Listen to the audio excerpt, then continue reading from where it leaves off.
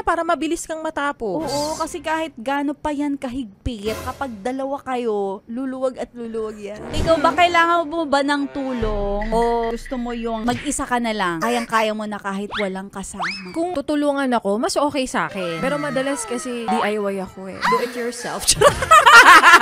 Grabe ang independent. Oo, 'di ba? Minsan ikaw lang eh. Ikaw ba madalas gusto mo tulungan ka niya? Siyempre, gusto ko yung nandyan siya.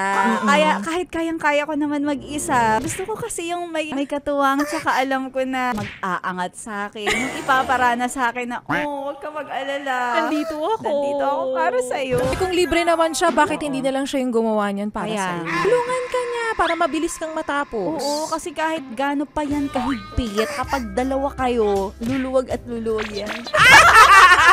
Kasi madalas hindi tayo nasasatisfy sa isang finger lang. Kailangan more fingers.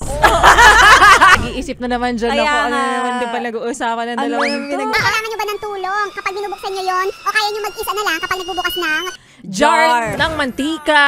Oo, yung mga coco jam. lalagyanan, di Oo, ba? yeah.